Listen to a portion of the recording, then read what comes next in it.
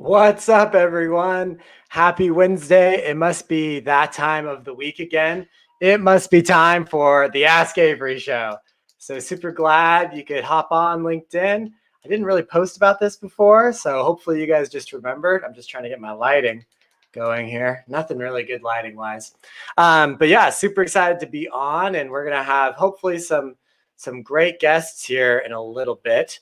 But we also have some openings. So, if you guys want to be on, I think we're gonna have, assuming no cancellations, and last time there was some people that didn't show up.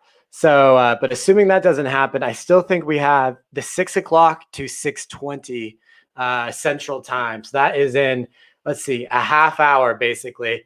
We'll have 20 minutes that are open. So we'll take some questions from the audience. And we'll take some questions. I mean, if any of you guys, want 10 minutes to talk to me, throw it in the comments right now. Tell me right now so that I can reserve that spot for you. Because I would really like to have one of you guys up here on the show, so we can talk face to face, and actually hang out for a little bit. That would be awesome. So if you guys want to do that, please let me know. I'm gonna pull up. Let's see. Pull up the feed here. If you're watching, please say hello. Just say where you're watching from, so I can just say, hey, what's good to all you guys. Definitely want to check you guys out and say what's up. So yeah. Oh, nice. We got Yusuf. Nice. How you doing, Yusuf? Let me throw your name up here. Hope you're doing well. Glad you're checking in on this show. We're going to get started. Hopefully in 2 minutes, we're going to have our first person on the show where they can ask anything they want. Let's see. All right. We got Mana. Hello, watching from Seattle. Hey, Mana. How are you doing? Hope you're having a great, fantastic Wednesday. Wednesdays always feel like hump day, right? So you're almost over throughout the week. Okay, let me add this here. I always have to make sure that no one's on the Google Meet, because I originally thought I'd be doing this through Google Meet, but I do it through StreamYard now. It just works better. So we got Narendra watching from Maryland. Hey, Narendra, how you doing? And we got Vishrut Chokshi from New Jersey. Hey, Vishrut, and I'm so sorry if I slaughter your names, guys. I apologize sincerely if I do. And then we got Brandon. Brandon, what's good? Happy to be watching. Watching from Houston. Hey, I'm familiar with Houston. I'm in Houston right now. Houston's a good place to be. We got Yusuf. He's in Louisville, Kentucky. Nice. Okay, so we're about a minute away from when our first guest is supposed to be here. But I'll just give you some thoughts that I've been thinking about today. I spent a lot of my day working on the Predict the Stock Market with Python course that is actually premiering tomorrow. It's going to drop sometime tomorrow, depending on when I can finish it up. So that is going to be a free course where you're going to learn about stocks. You're going to be learning about Python. You're going to be learning about machine learning and data science and how you can combine all of it to make a great algorithm to predict the stock market. So I'm very excited about that course. It's going to be really fun. It's going to be free. It's going to be watch at your own pace. You can check it out. It'll be on YouTube and on my own website. So if you guys haven't seen me post about that, go to my LinkedIn and try to find the post from yesterday or today so you can take a look at it. But I can't post a comment on LinkedIn. That's right. But my website is averysmith.podia.com. It's going to be a really fun course, and I'm just finishing up the last details to make it go live tomorrow. So if you're interested in stocks, or you've been thinking about stocks, or you want to learn Python or data science, that'll be a really great class for you to take. Okay, now it is 5:31, and so let's see. Let me see if this person is coming or not. I was pretty excited for this person to come, so dang it if they don't make it. That's a bummer. Let's see.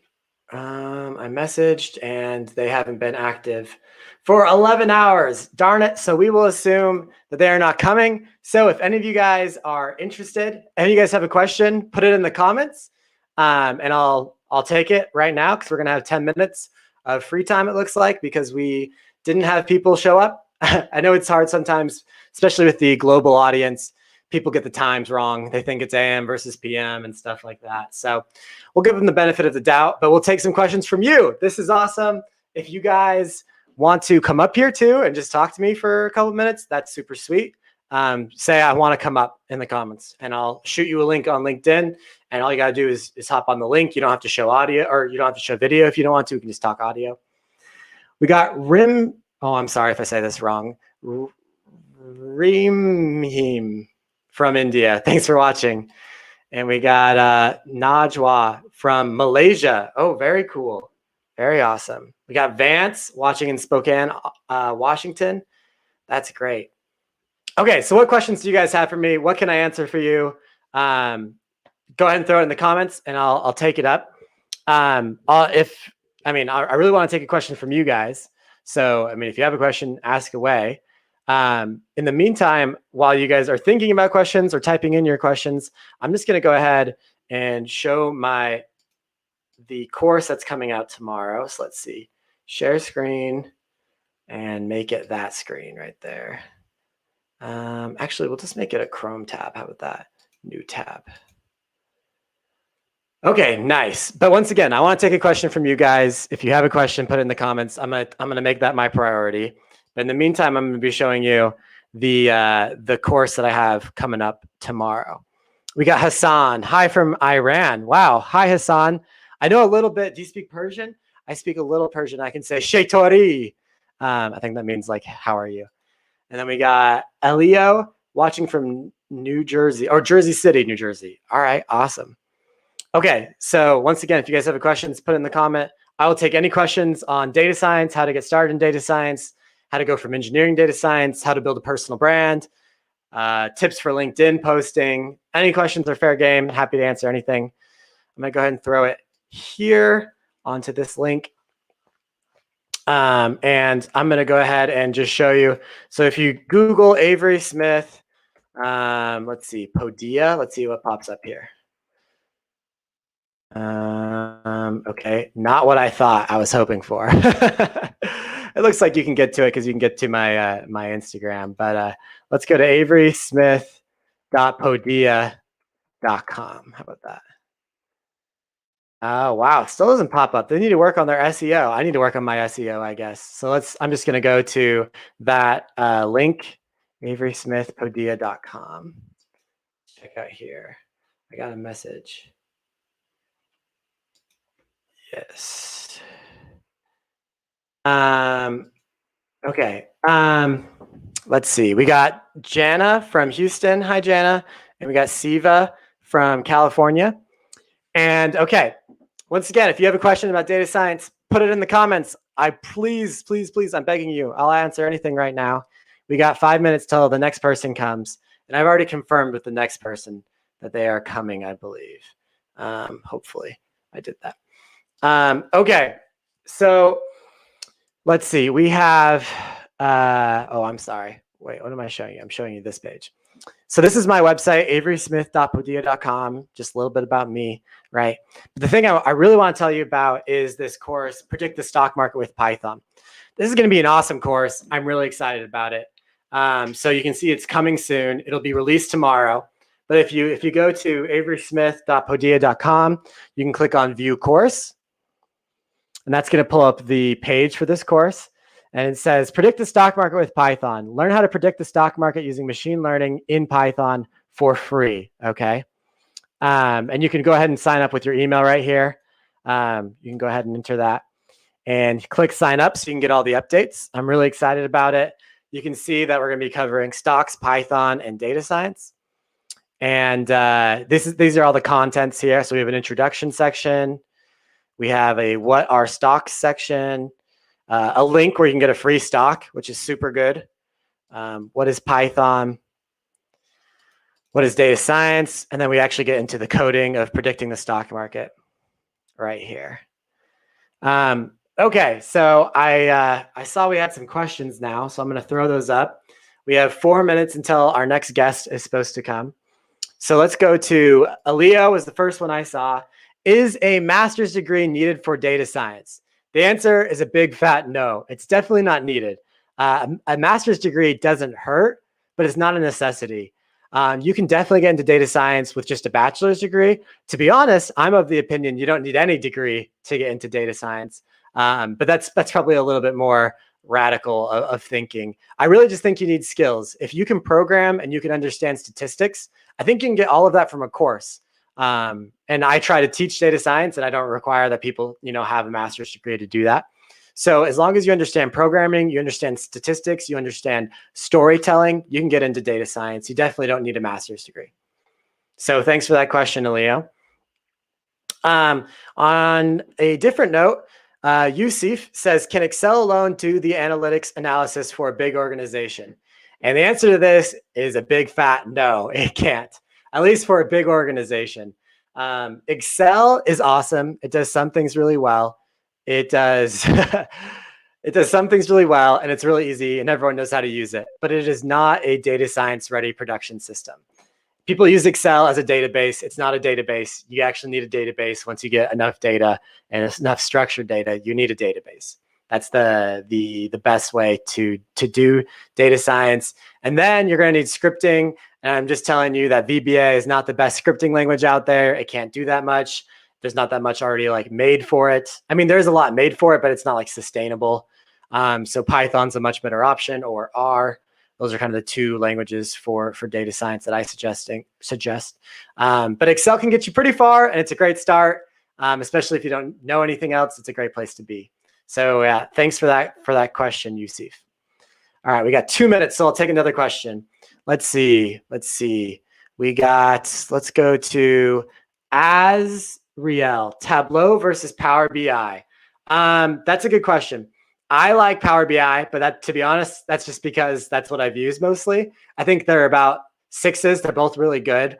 I know if you listen to my friend Roshan Khan, he will say that Power BI is 80% data, 20% visualization, and Tableau is 20% visualization, or is 80% visualization and 20% data. I don't think that's exactly true, but the concept of it is true.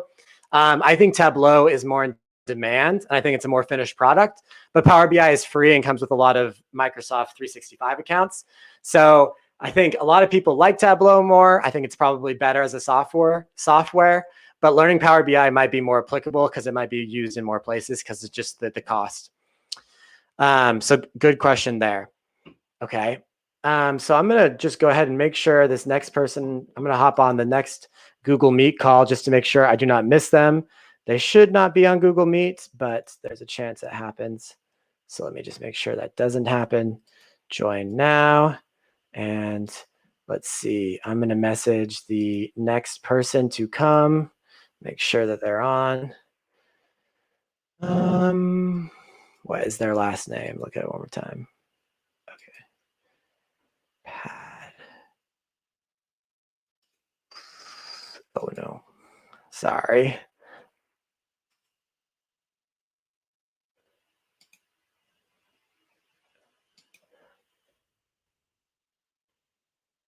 All right, they're coming. So we'll have someone here in a second. Okay, so we got some more questions, it looks like. I'll take those until our friend Kapil hops on. He should be here very shortly. So we should be seeing that pretty soon. But I'll take maybe one more question. Let's see. How to build proper portfolio for data science people. So hi, Siva. Building portfolio is very hard. I don't know if I can cover it in like a 1 minute answer, but every time you do something, you need to talk to someone about it. Post about it on a blog, put it on LinkedIn, add it to your GitHub. Do not do anything without posting it somewhere.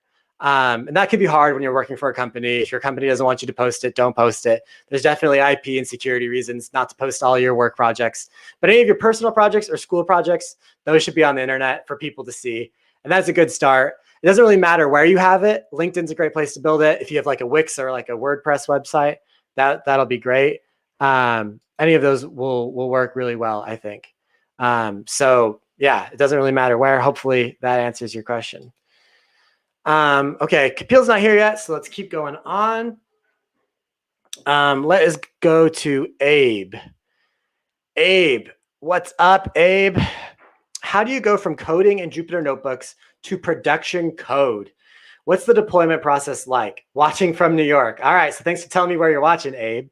Going from Jupyter Notebook. So those who aren't familiar with Jupyter Notebook, it is like a Python solution where you can basically kind of like, I don't want to say joke around, but you definitely can kind of explore data more and explore programming more than like actually putting something into production. It's like when you haven't people aren't using your code, you're just kind of doing it to investigate at first, right?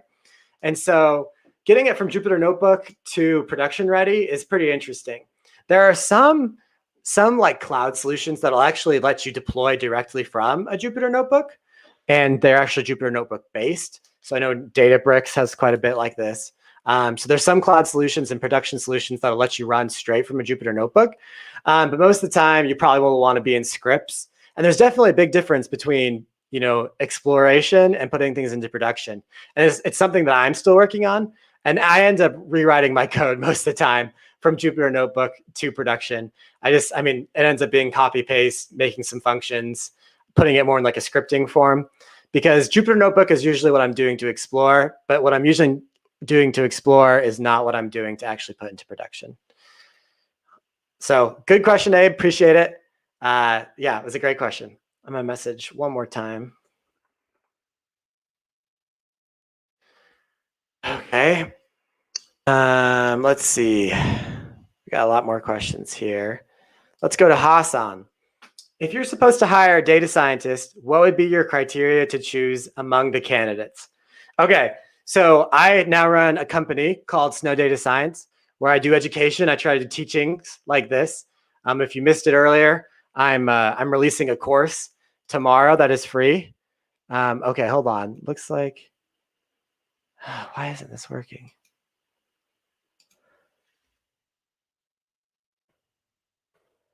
Hold on, give me a second.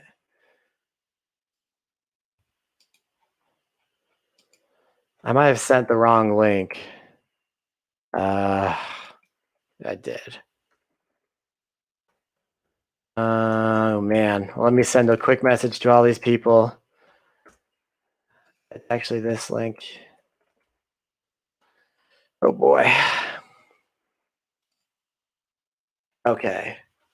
All right. That was my fault. Anyways, I'm releasing a course tomorrow called Predict the Stock Market with Python. So I make these courses, and then as well as I do consulting for companies in data science. And so I actually end up hiring data scientists. And the number one thing for me is to have a good portfolio. Okay, with that being said, I'm going to go ahead and pull Kapil up. Kapil, welcome to the stream. How are you doing, and where are you calling from? Hey, Avery, thank you. I'm calling from Dallas. Oh, cool. Yep. Nice. You're another Texan like me, I guess. Yeah. Yep. Agree. Thanks for the invite. I appreciate that. Yeah, of course. And I apologize for sending you the wrong link. I accidentally sent last week's link instead of this week's link. But now you're here. Telling me it ended. And I was like, yeah. It doesn't seem like ended because you were just chatting to me. So well, I'm sorry. Okay, so I saw that you're a people analytics manager. And it seems like you have some analytics experience. What would you like to discuss? What can we talk about? So sure. So here's the thing. I have quite a bit of experience on the backend data, SQL, data warehouse, and things like those. Last 4 or 5 years, I've jumped more on the analytics side. Like 3 years ago, I did a boot camp on R and to go a little bit more deeper on the analytics side. So I have one data scientist whom I manage, and then there are like 2 or 3 other data developers who are more on the automation side or things like that. Now, what I'm trying to do is I'm trying to sharpen my skills on the data science stuff. I don't deal with it on a day-to-day basis. I interact with my data scientists, but I don't do a lot of hands-on.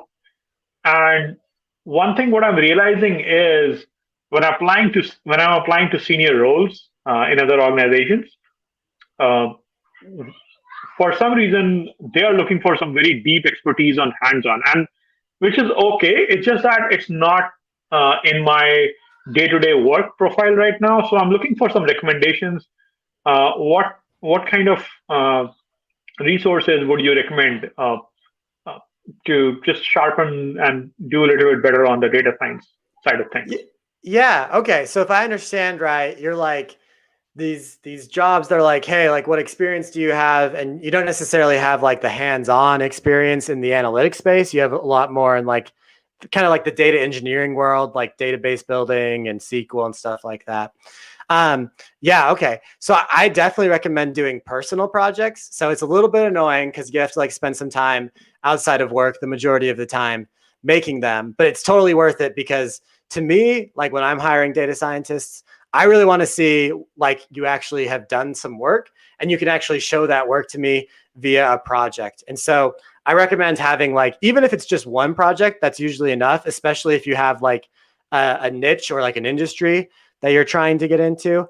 So I like to show people. So if you go to, let me actually, hold on, let me share, let me remove, and then let me share my full window here. Stop screen, then reshare, share screen. Let's show the entire screen here. Okay. So if you go to my personal website, which is averyjsmith.com, this is what I used as a portfolio when I was applying for data science jobs. And nothing has to be this fancy at all. It can just be like a simple Wix website or like a simple Squarespace website. But I have this portfolio button at the top. And this pulls up some of the projects that I've done like in school or in boot camps or just on my own. And so if I'm like applying to a job, and let's say I come from an engineering background, so let's say it was in engineering, or let's say I want to try to get an MBA job just because I know that this has more analysis. I want to work for a basketball team. I can click here, and I can click this article. It's like this little blog that I wrote that talks about my project, where I got the data, and then it kind of shows some of these data visualizations that I made. And so kind of like if I was applying to a job in the MBA, I would be like, hey, look, this is some relevant experience that I've done with MBA data. This is physical evidence on my portfolio. You can see it, you can read it, you can go as much detail as you want. And this is a great way for you to get experience, like in a non-stressful situation, right? It's just on your own time. And then it's also really good for you to be able to show off your skills and say, hey, look what I've done in this related fields next to this type of job that I'm trying to get into. Does that make sense? Yep, it does. It does. I mean, I did not really think about doing a personal project. I was thinking more on how to make be more involved in our project work at work. But that makes sense. I mean, if the work transformation is not that simple because there are like so many different things involved. So maybe I should do a personal project, and I'm definitely open to do that hands-on. I mean, I did that like a couple of years ago, but that knowledge is not as I'm not using it every day. It's not as fresh as you would be. You would Yeah, require. and that makes sense. But I think that's still even valid. Just go dig that up and put it somewhere where people can see it, right? Like if it's buried in your computer, no one can enjoy it. We had a comment from my friend Juliana. She said, help nonprofits as well with your skills. So that's another one. Is it's kind of similar to personal projects, but it's like more real world example. But you can do some good in the world. If you're also trying to do it at work, I would like. Do you have the opportunity at work to do it often, or do you have to like seek out those opportunities? I do have quite a bit. I mean, definitely opportunity at work to be engaged in that kind of work. Okay. Definitely. Yeah, I don't know. Like, I think every place is different, right? So I don't know exactly what might be useful. Hold on, let me. I need to send. Oh wait, let me see. Are you here? So I don't know exactly like what your work is like and what opportunities might exist there. But I mean, try to put your foot in any place you can to get those projects. I don't know if they're like competitive to get or what necessarily the plan is, but I would always be on the lookout for projects that that you can perform well with and that can help you build skills as well. I think those are good projects, right? Okay. So one additional question I have. So if you're a data scientist, what is your expectation from your manager, provided it's a good manager? Like, then what is your expectation? Yeah, that's a good question. I think it also depends on like the manager's experience, because I've had some managers that have more knowledge about data science than others, you know. But for me, a big thing for me, and this is maybe just me personally, but I consider myself to be somewhat creative, to be somewhat innovative, and I hate to be stifled. I do not like feeling like I'm in a box and I can't Hmm. like go outside the box. I can't color outside the lines. Um, so that's one thing is I don't want to be like stifled. I don't want to be like, oh, you have to do this. It's like, well, no, I don't think that's the best way. And if that manager Hmm. really has a lot of data science experience and analytics experience, then I understand like we can have a conversation about the why. But if the manager doesn't have as much knowledge, I'm like, "Ugh, I'm doing all the work and like I know the technical, like I really want to do it this way." So that's probably the first thing is just like to have flexibility. And then the second thing is just to have the ability to like to not micromanage me, you know, like don't babysit, but Hmm. but also like be supportive and like if I need someone to just listen, listen. And I mean that's hard. I don't have those people skills necessarily, but those are probably the two things that I appreciate in a manager is giving me my space to let me be creative technically, Hmm. but also be there supportive if I need it, but don't be there too much that you're annoying. I Yeah, don't know if those are good definitely. answers. No, definitely. I mean, I've been managing people, so I definitely respect I mean, employees' space, and I know how important it is. I feel the same way and expect similar uh, from my manager as well. So definitely, good point. Yeah. Yep. Yeah. What other questions? I think the next person isn't here, so if you have any more questions, that's fine. Or if you're good, we can go to the audience as well. I mean, yeah. I mean, I'm fine going to the audience. Okay, well, Yep. Kapil, I really appreciate your time, and yeah, thank you for your two really awesome questions. I hope those answers were helpful. Yep. Definitely. Thank you. Yep, have a good night. All right, so thanks, Kapil. Really appreciate that. Those were some awesome questions. Um, I think he's probably a pretty good manager. I don't know what you guys think, but I think those are probably pretty good answers. I just want to make sure I don't even see the next person hasn't been online. I'll just say their first name so I don't embarrass it. Oh, okay. Can you hop in the call if you want to be on? Let's see if they end up coming. This is always kind of hard. I need to figure out a better system.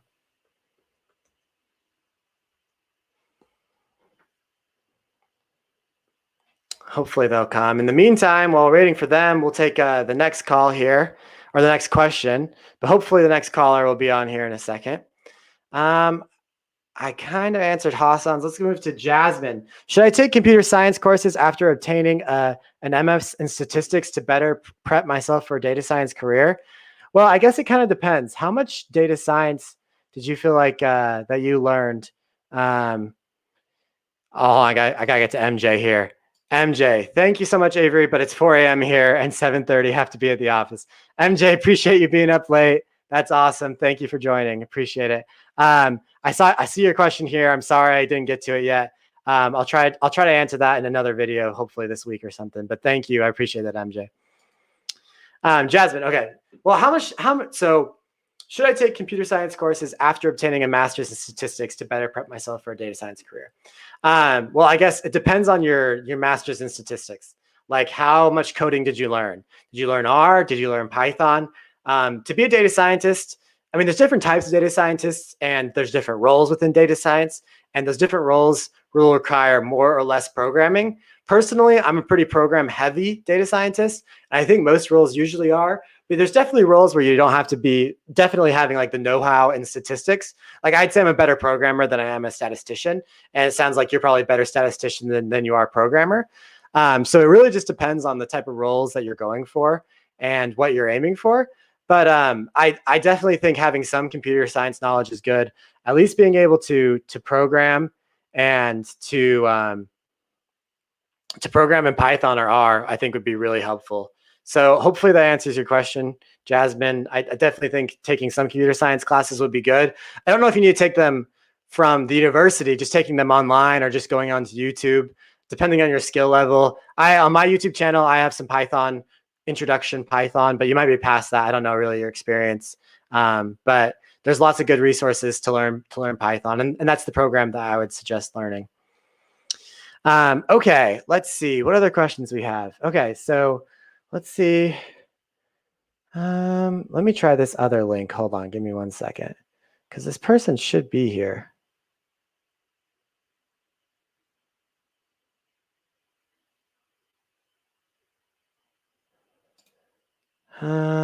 Let's see. Oh, it joined.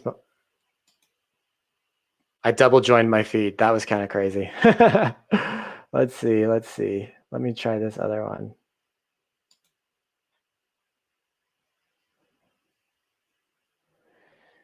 Okay.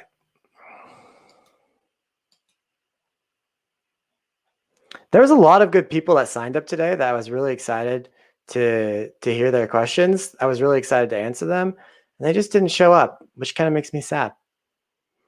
Okay. Let me send one last message.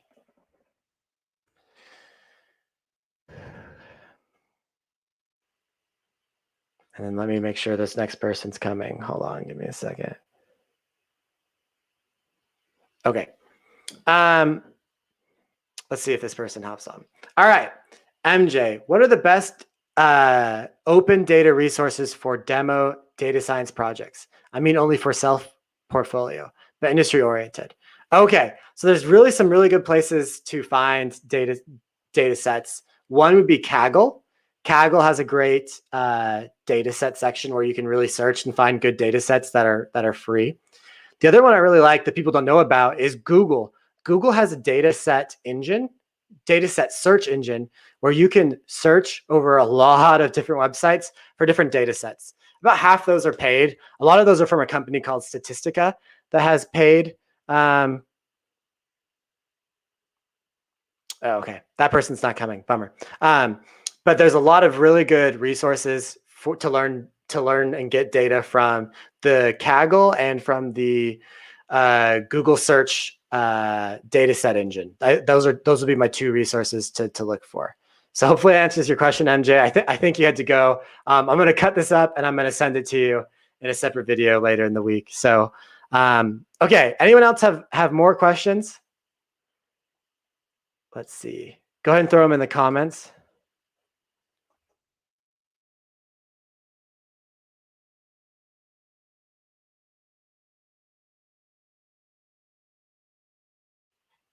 I'll take any questions you got. I know Juliana was here earlier and mentioned doing nonprofits.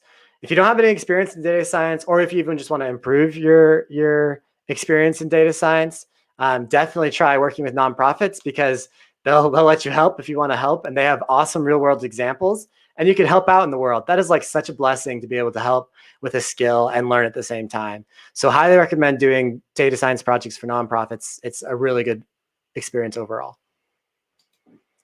All right, Mark, thanks for the question. Mark, what are the things you would like to see in a data science project for students leaving school? Okay, so in a data science project, it really depends on like what I would be hiring for or what type of job you're going for and in what industry, but they kind of have similar structures in some ways. So one, I want to see you actually getting data. I think that's key. That can be from you generating it. Like I wear an Apple Watch that keeps track of my steps, that generates data. You could web scrape. If you're just pulling data off of Kaggle and it's like in a CSV, that's fine. It's not the best, but that's fine. So that's number one. It's like the data acquisition.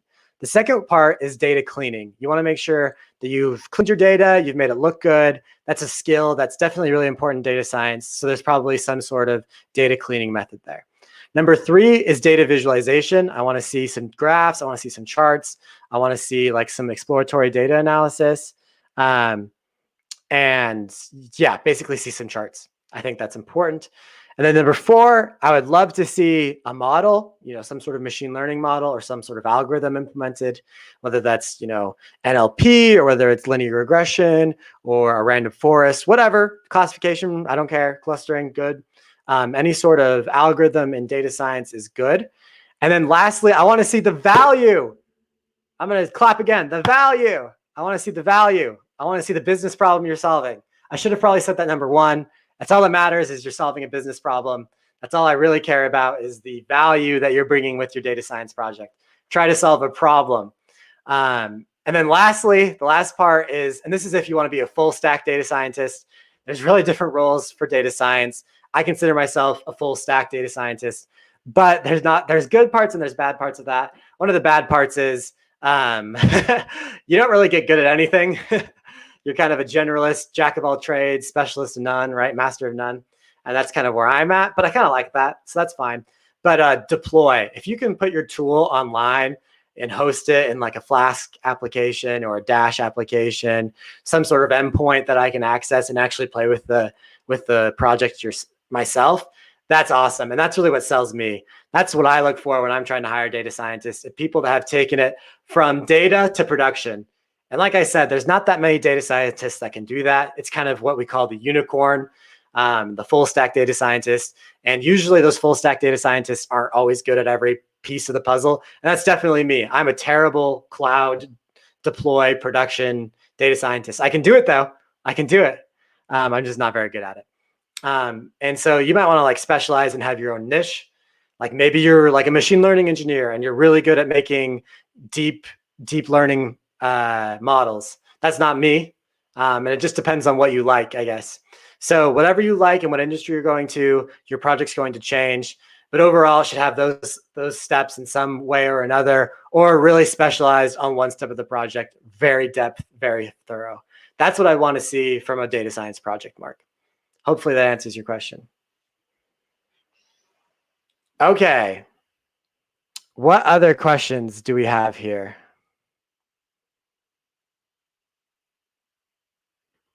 Any other questions in the comments? Let's see. Go ahead and ask one because I don't think we're going to have anyone else show up the rest of the time. So I'll take any questions from the audience. And yeah, let me know what questions you have because, I mean, this is your time to ask anything you want. Don't be shy. So let's see.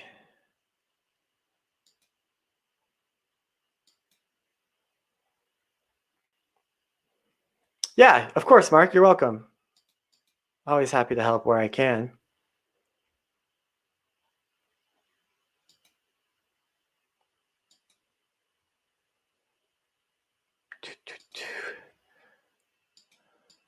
What's the sign up link? Derek, do you mean for to be on right now on Ask Avery? You mean for the Python course tomorrow?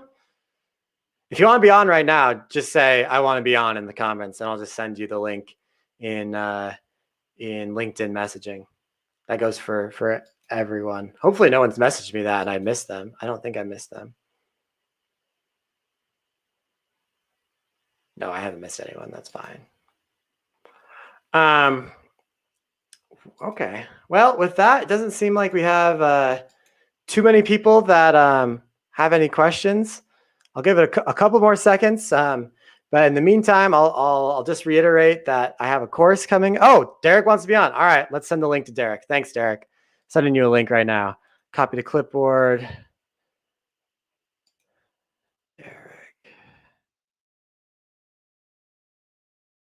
Let's see. Oh, where'd you go, Derek? Colin. There you are. Messaging. All right, Derek, there's your link. You should be on really soon. Bam, right there. Let's see. Who else? Anyone else? Can you do projects duplicate? All right. So while Derek's hopping on, I'm going to answer Srinjoy Sen's question. Sorry if I butchered your name. I'm sorry. Can you do projects depicting business value when you are a student? Won't business data be hard to find online? No, it's super easy to find online. There's lots of applicable places to find. Oh, I'm so sorry, LinkedIn user. I can't see your name. Can you send me a message and then I'll send it right back? I don't know who this is. Privacy probably on your LinkedIn. So it's really easy to find data sources online. Look at Kaggle. Kaggle, has really great data sources. And then Google Dataset Search Engine has really good sources. There's so many places where you can find data that like have business value. Like there are companies on Kaggle that release their data asking you to solve it. And if you solve it really well, they'll pay you $10,000. That's like actual business data. So that's totally available as a student for free. You can have access to lots of good data sets. All right. So we got someone else hopefully hopping on that messaged me. I'm sorry, I don't know who messaged or who commented earlier, but send me a message right now and I'll give you the link right now. In the meantime, I'm going to pull up Derek. Derek, what's good? How you doing? Hey, Avery, it's finally nice to get on. I'm a big follower. I love everything that you're doing, and thank you for having me on. Yeah, man, of course. I really appreciate it. And I like your hat. That's awesome. Thanks, man. Anyways, what do you want to talk about? We can talk about anything. So currently, I just got moved into a new position as a data scientist and was given reins to pull in a team. And currently, my position was more of a Python developer. Mm-hmm. And my history, I have a PhD in math. So it's been 3 or 4 years since I've been in the statistic realm. So just looking for some advice on like putting your own team together as like a lead data scientist. I'm trying to, obviously I'm going to have to build some silos and we're migrating to Azure. So just any type of, comments or building a team of data scientists around me. Yeah, that's a good question. And to be honest, I mean, I'm going through a similar thing right now where, I started a business and I need to hire people. And so I'm trying to think, what's important to me? What do I care about? And so, I mean, I'm going to answer this, but I'm going to tell you that my answer is probably not any good. And your answer is probably better than mine. We should be asking you the question probably. But for me, this is what I'm thinking about. It's like, okay, what am I good at? What am I good at? What are my strengths? What am I actually good at? So it sounds like to me, you have like a great math background, right? Like, math, like that's super important to know. And it sounds like you've been a Python developer too. So Python. So I'm just guessing those are 2 of your strengths. So then you can think about, okay, so maybe like, what are some of my weaknesses? For me, I even talked about this earlier. I'm not great at cloud.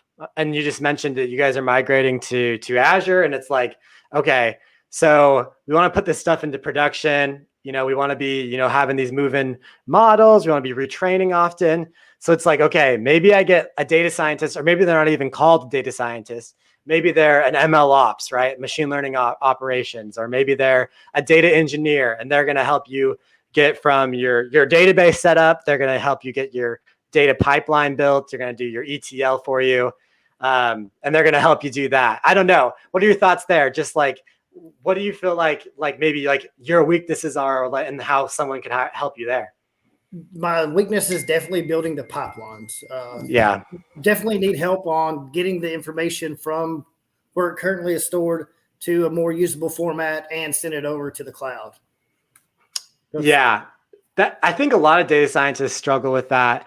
And to anyone watching in the audience who's like maybe not in data science and wants to be in data science, like, let me tell you, data engineering might be the place to be, because data engineering, it probably has like the same pay as data science, but I just feel like it's way more needed and way less competitive. I think it's a little more boring personally, but it's like very enabling to do that. Like, you really help out a lot of data science teams by doing that. So I really recommend, data engineering. I think that's a great place to be. And it's something that like I think a lot of data scientists struggle with. And so it's interesting, Derek. It's like, how do you find the right data scientist that's really good at the pipeline? And personally, I think people like I mean, I don't know if I can claim I'm like you. I have a bachelor's in engineering. Like, I don't have a PhD in math, but people like you who have a math background, or people like me who maybe have like more of a domain background, we provide one thing. I think people that transfer from computer science to data science often have more of that pipeline feel, it seems like. So those might be good people. I don't know. Yeah, I would completely agree. From the people that I've talked to that have more of a computer science background are more into the data mining, the building the pipelines and streamlining the process. Yeah, I'm just finishing up my master's in data science, and last or 2 semesters ago, we had a group project, and my degree is like multi-domains, and so it actually, like, the class, you could take it if you're getting a master's in computer science or a master's in analytics. And it was so funny to see like what the project was like for these people who are getting the masters in computer science. They like saw the project in a whole different way than I did. They were like, I want to like set up the pipeline and like the API. And I'm like, oh, I was just gonna make a regression model, a linear or wait, a logistic regression model. And so they see like data science differently than us. So I mean, my sense is it sounds like you'd be, and I don't know how much like stuff you got going on, but it sounds like you want to be doing pipeline and cloud stuff. So my piece of advice would be, at least for like the first hire or in the first couple hires, is try to find someone that is a data scientist that really has the engineering background, that data engineering background, or just hire a data engineer. I don't know. And just to touch on what you said, we cannot find data engineers for anything. Like everybody, Yeah. They're just hard to find. Yeah, I believe that. Data scientist is way sexier. But I'm sure the pay is pretty similar. It's just, you don't get to say you do machine learning, I guess. Like, you don't make models, you move models. Yeah. And I have one more question, Avery. Yeah. What's up? My background is more in like partial differential equations. And oh, wow.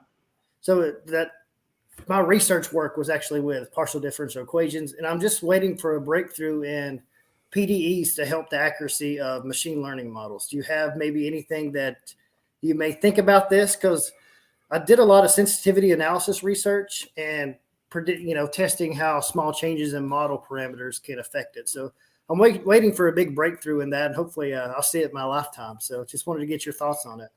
Hopefully you'll make it in your lifetime, Derek. That's what I think. Yeah, so I took PDEs, but I took PDEs as an engineer. So I like understand like the bare basics, and that's definitely math over my head.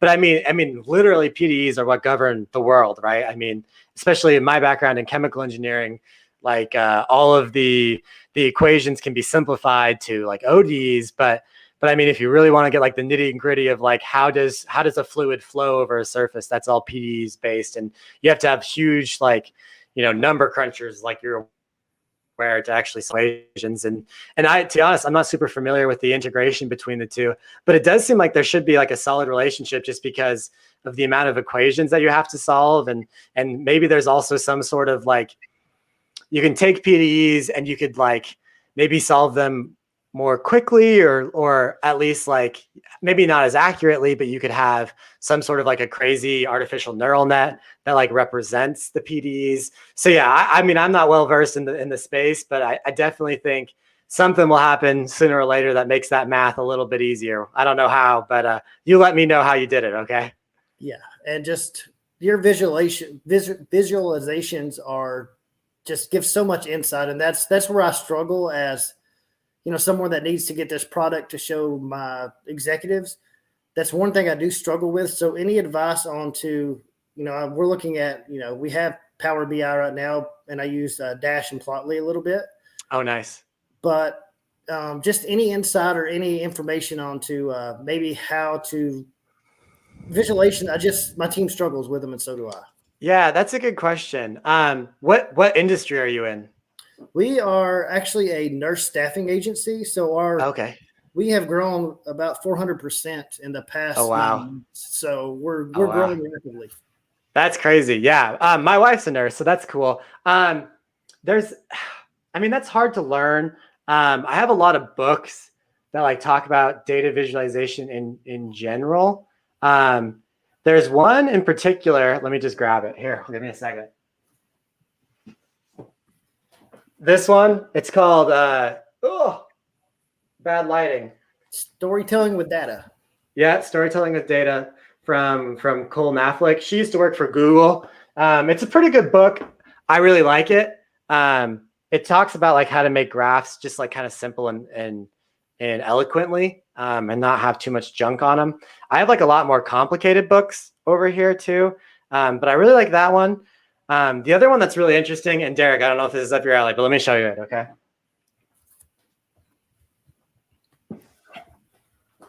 The other one is called Observe, Collect, Draw. Okay. And it's a visual journal. Okay. So it's a little out there, but it's like this like gets my creative juices flowing. So it has like, let's see, 47 different like journal entries, and some of them are like one sitting, some of them are like 1 month long. But it's like visualizing basic things in your life. So like for instance, this one says visualizing what I eat, visualizing my swearing, visualizing my friends' birthdays. So like that's a good one that kind of gets you thinking. The other thing I did was I spent all of last year posting every day on my Instagram one visualization, and that was like, I mean, that's a big investment. But that was really good just for me to like kind of experience and like see what other people are doing. So I draw a lot of inspiration from others. I think that's probably the best answer. Yeah, and that's honestly how I would say I met you. I saw one of your race charts that you made on. Oh Instagram, yeah, and just it's I just love the way you visualize information and take it from abstract to more concrete. And if you have any data visualization courses, I would love to sign up for one. So okay. Could you share maybe a link in the comments, and I would love to sign up for that. Yeah, man, I appreciate that. I appreciate the compliments. That means a lot. I'll definitely think. I don't have one set up yet, but I would definitely love to do one because I think it'd be pretty fun. So appreciate you, Derek. Those were awesome questions. We got one more person we got to get to, but love to talk to you again sometime. Send me a message anytime. Thanks. Yep, man. Talk to you later. All right. Hello, Annie? Ani? How do I say that? And you're on mute. Yeah. Oh, there you are. Hi. Yeah, you can call me Ani. Okay. How you doing, Ani? I'm doing good. How about you? Yeah, doing good. Where are you calling from? Oh, I'm calling from North Carolina in Okay. Greensboro. Yeah. Sweet. That's awesome. What do you want to talk about? Thanks for sending me a message. Sorry, I couldn't see your name earlier. That's but fine. thanks for sending me a message. And yeah, what do you want to talk about? Yeah, so I'm a mechanical engineer like you. I'm also not from a computer science background. So what are the options for me and I have signed up for the analytics at the Georgia Tech too. So Oh, what kind okay. of what kind of a career path to take? What are your suggestions? Yeah. So when moving from a non-traditional career into data science, I always suggest something I call what do I call it? A sidestepping job, I think is what I call it. And that is a job that is not like data scientist. It's not like a data scientist role because you're probably not qualified for that right now, but you will be soon. Don't worry. But you need a job where you can use data in your day-to-day work. And you can do that as an engineer. I don't know what type of mechanical engineering do you do? Like, are you doing like CAD stuff or what do you do? Yeah, something. I work for an automotive company. So we make a lot of like Tesla, we make the components for Tesla and everything. The Okay, designing stuff. Yeah. Okay, so you do mostly design? Yes. Okay. Design's the harder one that I don't have a whole lot of background in. So my background is in chemical engineering. So all of my engineering experience, I mean, there is a lot of design in chemical engineering, but I was always in manufacturing. Okay. So I'm a lot more familiar with data science in manufacturing.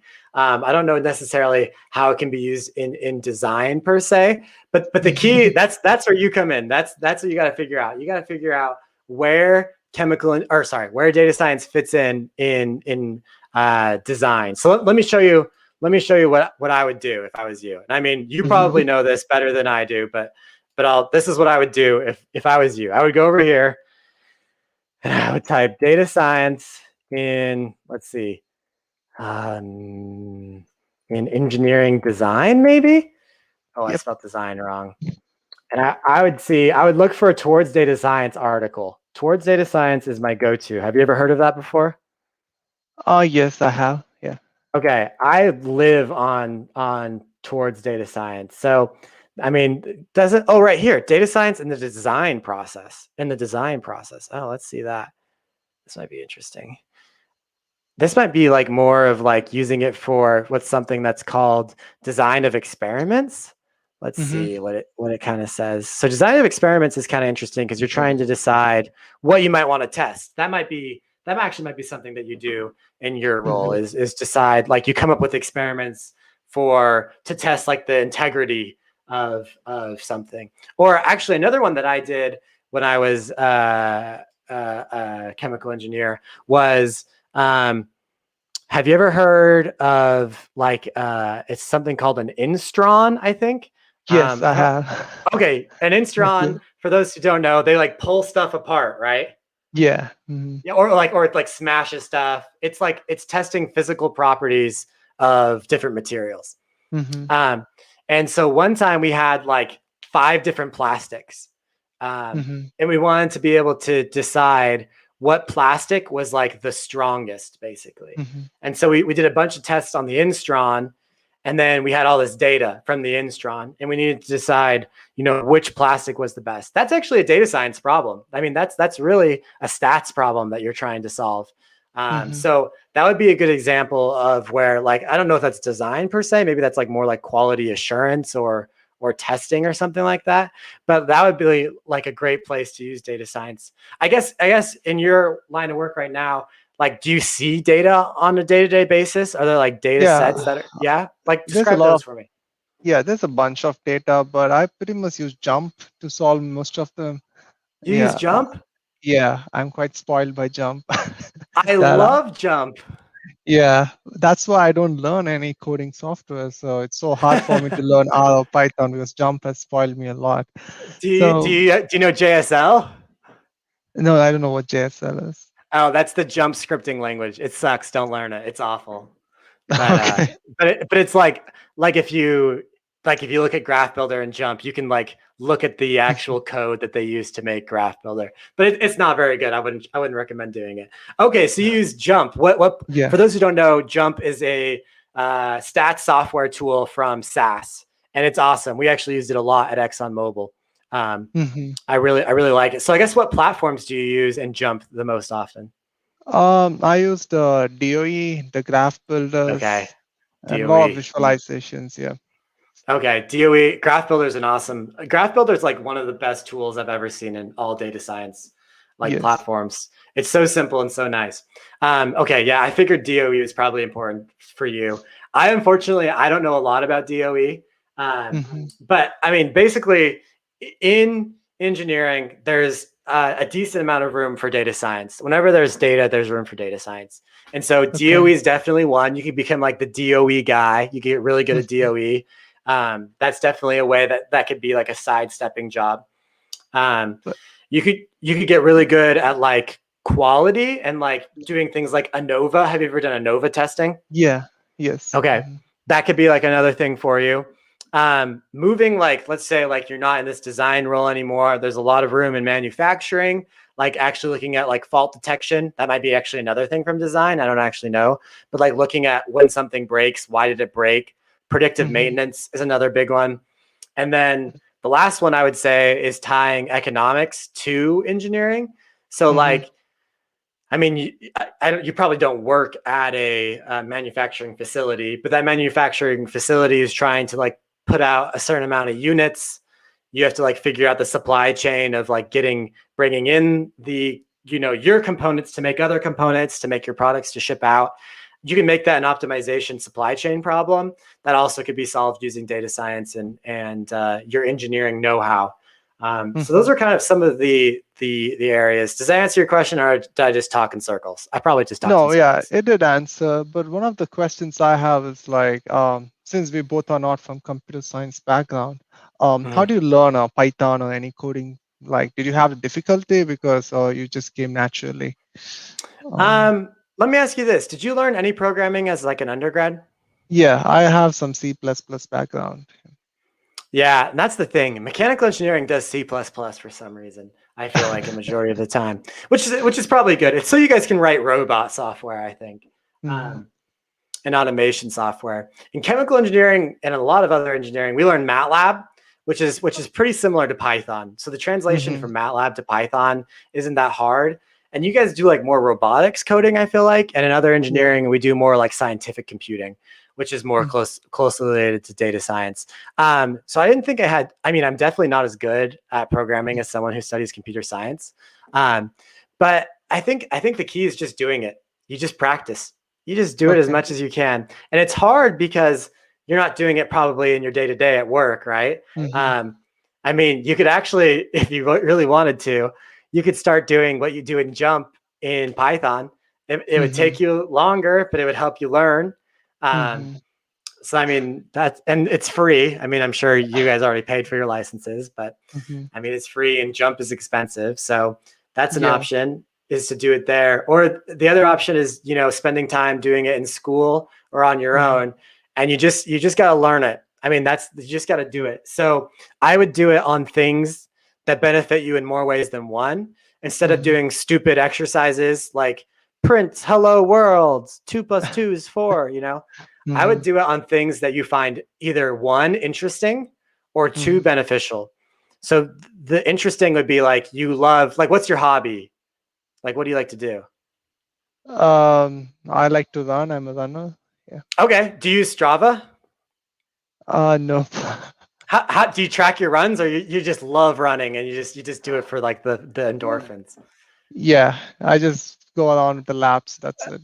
Okay. Well, next time I want you to bring your phone and I want you to record the run. Okay. Record the run somehow. If you have like a smartwatch or if you just have a phone, download Strava. It's free. Just do this once. Okay. Just do it once. Okay. Record your run, and you're going to have like, it'll record like your geolocation over time. And you can like plot that on a map, and maybe it'll record your speed per time. And you can make a graph to like show like, what was your top speed? Like when you were here, like what was your speed here? And I don't know, that's kind of fun because it's like your own data. It's kind of interesting. Okay. The other way you could do it is like do something that's going to make you money. And so one way that you can do this is you can take my free course on predicting the stock market with Python. It's like, okay, it's a free course. It's a couple hours long. It doesn't show you how to do everything, but like you can get the basics of Python from it. And I mean, you're not going to make millions of dollars, but like it can help you understand stocks better, basically, and help you, you know, integrate like investments and data science. So that's another way, is to do something that's like beneficial to you because it's fun or because it's going to make you money. And so that way you're learning, but you're also getting a second benefit. I mean, the coding comes down to repetition. Just do as much as you can. That's really it. Okay. Yeah, that was pretty much the questions I had. And one last question, like, what kind of software used for data visualization? As you know, Instagram, it's pretty cool. So what kind of software do you use? The software I use Python for a lot of my visualizations. A lot of the stuff that I have put on my Instagram previously, I need to clarify. I didn't make all of them. I made like a 10th of them, and then the rest of them I'm sharing. So a lot of them made their stuff in Tableau. Tableau is very powerful, very popular. I like Python, and if I'm not using Python, I'm using a free software called Flourish. It's like drag and drop, kind of like Graph Builder and Jump. So that's probably the other one that I use. I have used Power BI too, but I'm not a huge fan. I use Python a lot of the time for my visualizations. Okay. Yeah, that's it. Those are the questions from my side. Awesome. Thanks, Avery. Well, yeah, I appreciate your time, man. And we'll talk soon. Have a good night. Yeah, sure. Bye-bye. Yep. Okay, so our hour is up. So thank you guys for being on this Ask Avery show. I'm going to take these last questions really fast. Yes, I will share the link of my stock course. I'll just reply to your comment right after this really fast. So yeah, when is the stock course and the link? Stock course is going to be pre-recorded. It is releasing tomorrow. So you can just take it whenever you want at your own pace. I want to get to these questions really fast. Super general, but was wondering if you had any pet peeves within data science, or maybe even data science analytics hiring process. Okay, here's a pet peeve. It is like beginner. There's no such thing as a beginner data science position. It's like beginner position, and it's like 3 years required. It's like, well, how am I supposed to get 3 years required when I don't have a beginner position?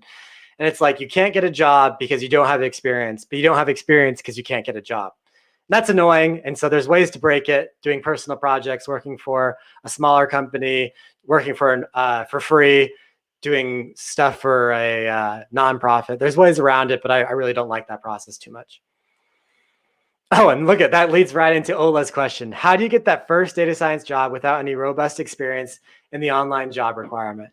The answer is personal projects. You need to do personal projects relating to that field. You have to spend 10 hours on your own time trying to solve a similar problem that company is experiencing, and do it on your own time. Post it on LinkedIn, post it on your blog, post it on GitHub, and then apply and say, hey, look, I've already done something very similar to this. Please look at my resume. That is the best way. Or work for free, have experience. I worked for free for 3 months. It was only part-time, so I was lucky. I owe everything in my life to those 3 months. I owe everything to it. I cold emailed a bunch of people, and I worked for free for 3 months. Someone took a chance on me, and like I can trace everything that's good in my life from those 3 months. So, all right, last question. How to make career in data science from non-math background and other fields? You got to learn your stuff. So whether you're going to learn via courses, via education, master's degree, you got to learn first, and then you got to practice. Do as much as you can. Spend a lot of time doing personal projects. And you're only going to make it in data science from, a different field if you really have the passion for it and you're willing to put in the work. But it's totally worth it. It's really fun. It's a very fulfilling career. I've loved it. It's been awesome. So do projects, learn as much as you can. Thanks for joining in tonight, guys. Really appreciate y'all. I'll throw the link to the stocks course right now in the comments, so just be on the lookout for that. And yeah, we'll catch you guys later on next time on the Ask Avery show. Thanks for the people that came in. I really appreciate it. Hope you guys have a good night. Bye-bye.